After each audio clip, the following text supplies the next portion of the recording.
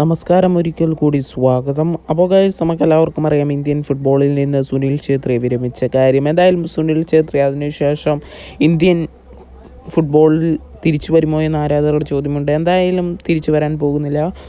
മറ്റ് ISL ക്ലബ്ബുകൾക്ക് വേണ്ടി കളിക്കുമെന്നാണ് നമുക്കറിയാൻ സാധിച്ചത്. നിലവിൽ ബാംഗ്ലൂർ എഫ്സിക്ക് വേണ്ടി ഇനിയും പന്ത് തട്ടുമെന്നാണ് അറിയാൻ സാധിച്ചിരിക്കുന്നത്. അതേപോലെ തന്നെ ഇൻ്റർനാഷണൽ മത്സരങ്ങൾ സുനിൽ ഛേത്രി 150 മത്സരങ്ങളാണ് പൂർത്തിയാക്കിയിരിക്കുന്നത്. അതിൽ 94 ഗോളുകളും 11 കിരീടം താരത്തിന് ലഭിക്കാൻ സാധിച്ചിട്ടുണ്ടായിരുന്നു. എന്തായാലും മികച്ച രീതിയിൽ മികച്ച പ്രകടനം കാഴ്ചവെക്കുന്ന ഒരു മികച്ച ലെജൻഡ് തന്നെയായിരുന്നു സുനിൽ ഛേത്രി. എന്തായാലും സുനിൽ ഛേത്രിയുടെ കുറിച്ചുള്ള നിങ്ങളുടെ അഭിപ്രായങ്ങൾ കമൻറ്റ് ബോക്സിൽ അറിയിക്കുക. അതേപോലെ തന്നെ താരം പരിശീലകനാകുമോ എന്ന ചോദ്യത്തിന് സുനിൽ ഛേത്രി പറഞ്ഞിട്ടുണ്ടായിരുന്നു താരം പരിശീലകനാകില്ല എന്ന് തന്നെ.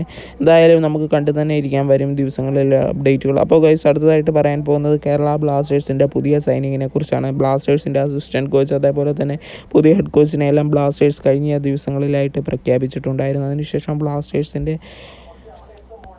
പ്ലെയേഴ്സിൻ്റെ സൈനിങ് എന്നാകുമെന്നായിരുന്നു ആരാധകരുടെ ചോദ്യം. എന്നാൽ ഇപ്പോൾ ബ്ലാസ്റ്റേഴ്സ് ഒരു ക്ലൂ തന്നിരിക്കുകയാണ്.